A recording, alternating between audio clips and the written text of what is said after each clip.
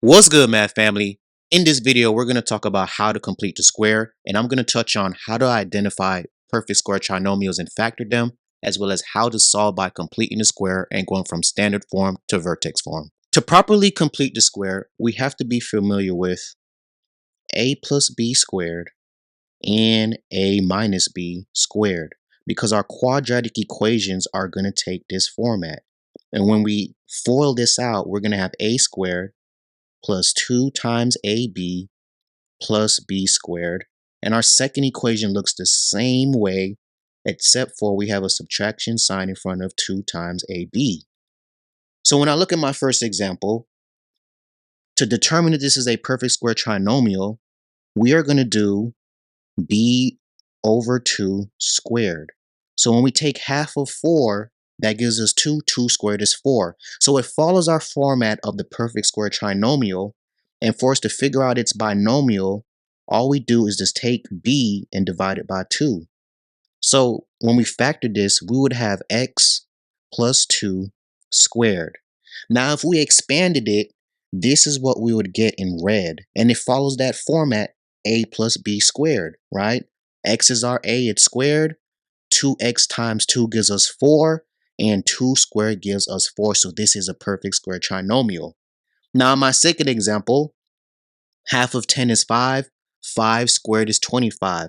So yes, this is a perfect square trinomial. And when we break it down to its binomial, by just dividing b by 2, we would have x plus 5 squared.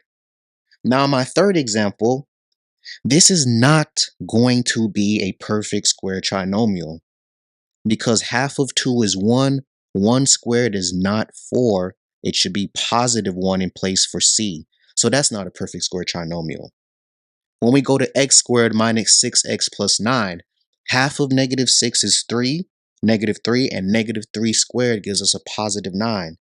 So when I divide b by 2, I would have x minus 3 squared to factor that perfect square trinomial. Now, when we come to x squared plus 8x minus 16, we should know that this is not a perfect square trinomial, because if we have 2 positives or 2 negatives, how could 16 be negative, right? Because half of 8 is 4. 4 squared should be positive 16 and not negative 16.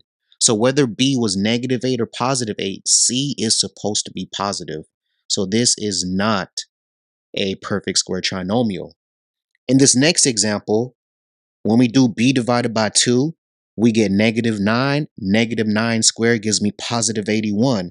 So when I break this down, because it is a perfect square trinomial, I would have x minus 9 squared. In the next part of this video, we're focusing on creating the perfect square trinomial. So we're going to do b over 2 squared again. So 16 divided by 2 gives me 8. 8 squared is going to give me a positive 64. And if we wanted to factor this, it would be x plus 8 squared. Now, in my next example, remember that a single x is just 1. 1 divided by 2 is 1/2. And if we squared that, we would have plus 1 over 4. So when we factor this, we would have x plus 1/2 squared. Now, my last example, don't forget this negative sign, especially when you factor it down to its binomial, because that does happen. So we take half of 14, which is 7, and once we square it, we get 49. And when we break it down to its binomial, it would be x minus 7 squared. Please don't make that mistake and put a plus. Now, our next example, we have x squared minus 20x. Half of 20 gives us 10. 10 squared gives me 100. If I wanted to break it down to its binomial, we would have x minus 10 squared. And then our next problem, 15 squared, after we divide 30 by 2, is going to give me 225. And when we factor this, we would get x plus 15 squared. And in our very last example, for creating perfect square trinomials, half of 12 gives us 6, and then 6 squared gives us our positive 36.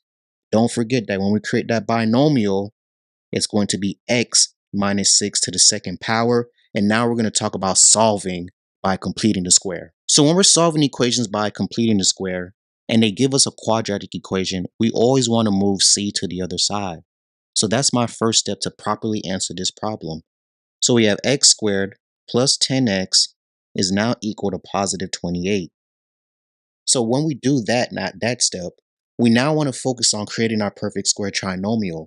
So half of 10 is 5, and 5 squared gives me positive 25. So I fill that in for the c term, and I do the same thing on the opposite side of the equation. Now that that's done, I simplify to get 53 on the right side, and this is when we want to break this trinomial down to its binomial by dividing b by 2. So we have x plus 5 squared. Now when we're at this step, family, we're trying to solve and get x by itself, but we have a exponent. So when we want to get rid of the exponent, we take the square root on the left-hand side of the equation, and we do the same thing on the other side. And they cancel out to give us x plus 5. And this is equal to plus or minus the square root of 53. Just make sure anytime you have these radicals, see if you could simplify or break it down. Unfortunately, this one we cannot. So to properly solve, we're going to subtract subtract 5, and we're going to get x is equal to negative 5 plus or minus radical 53. And this is where we get both of those equations, right? Because one of them will be x is equal to negative 5 plus radical 53. And the second equation will be x is equal to negative 5 minus radical 53. Now, our second example is a little bit different because what they sometimes do is already have that c term moved to the other side, but we're still going to do the same steps.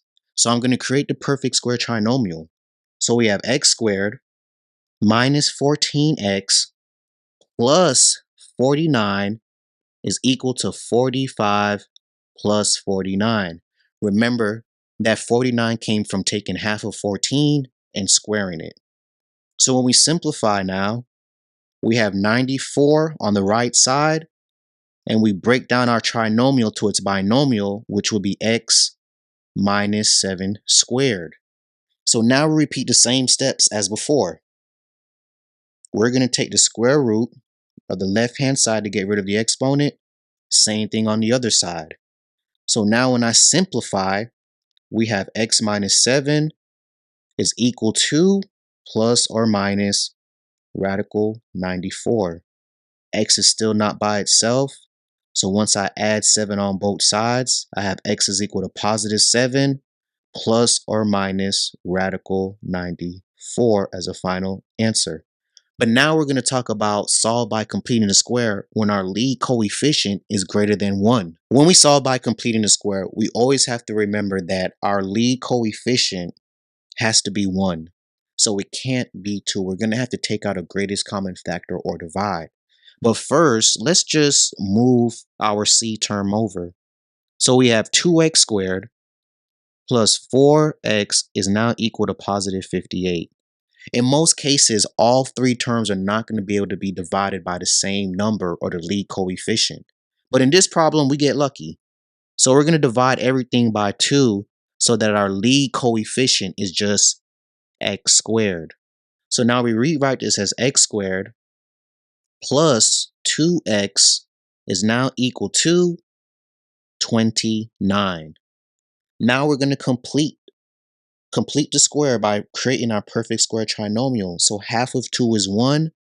1 squared is just 1. And we're going to add that on both sides of the equation. So we now know that this is equal to 30. And when I factor my trinomial, or my perfect square trinomial, I should say, we're going to get x plus 1 squared. At this step now, we're going to do our square root method to get rid of the exponent, and we do it on both sides. So x plus 1 is now equal to plus or minus radical 30. X is still not by itself, so we are going to subtract 1 on both sides. So x is now equal to negative 1 plus or minus radical 30. But in our next example, we're going to look at a problem where we can't divide all three terms by the lead coefficient.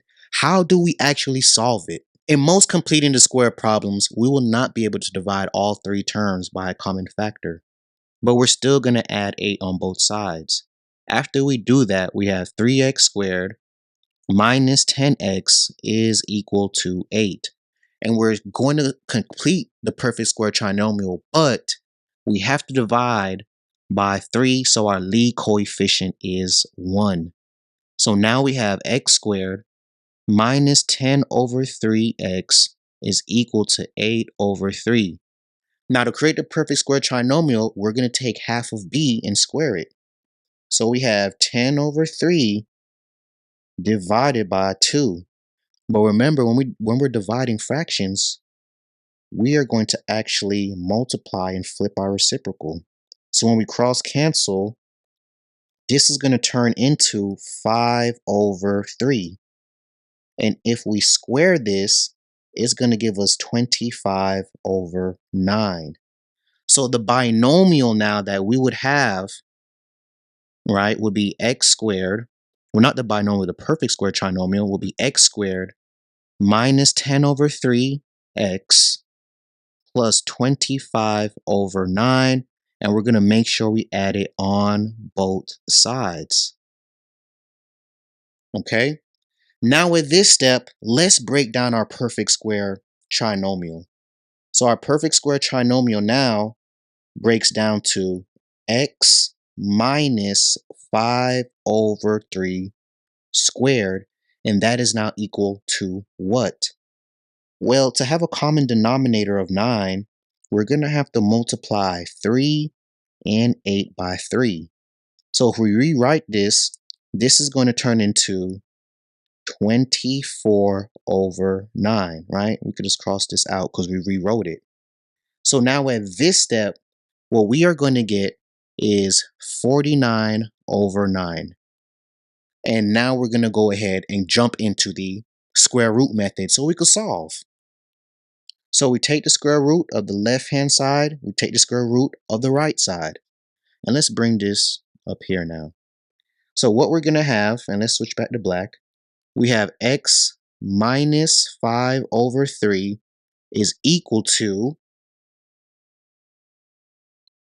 7 over 3. And we cannot forget that plus or minus, right? Plus or minus 7 over 3. So now I create both of my equations by adding 5 over 3. So I have x is equal to 5 over 3 plus or minus 7 over 3. And now we could solve and get our solutions. So my first equation is x is equal to 5 over 3 plus 7 over 3. And our final answer for that first one is going to be x is equal to 12 over 3, which is just the same thing as 4. So that's our first answer. X is equal to 12 over 3, aka 4. In the second part now, we have x is equal to 5 over 3 minus 7 over 3.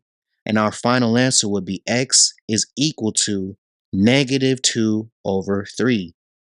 But before we wrap this video up, smash the like button if this has been helpful, or leave comments down below if you have questions. Now we're going to jump into the last part where we talk about switching from standard form to vertex form to identify the vertex of a parabola. We're now focusing on going from standard form to vertex form to identify the vertex of a parabola. And what we want to do is subtract 5 from both sides. So we have y minus 5 is equal to x squared plus 6x. And now we could create our perfect square trinomial. So when I create my perfect square trinomial, right, half of 6 is 3, 3 squared is 9. And we have to make sure that we add that 9 on the left-hand side of our equation. So now once we simplify, we have y plus 4 is equal to, and what is the binomial we get? X plus 3 squared. And now to finish this problem off, all we need to do is subtract 4 from both sides to get y is equal to x plus 3 squared minus 4. So if they asked us to identify the vertex, We know the vertex takes the form of HK, so our vertex would be -3, -4. Please make sure you set what's inside the parentheses equal to 0 so that you do not have the incorrect sign. And in our last example for this video, this is another way that you're going to see these type of problems. So they'll give us something like this: x squared minus 12x plus 49 is equal to 22. And in this step, there is no y, right? We're going to still have to do the same process though. So that means we're going to subtract 49 on both sides so we can complete the square. So after this step, I have x squared minus 12x. We're going to complete the square to fill in that missing term. And this is equal to -27. So now I'm going to complete in the square by taking half of b and squaring it.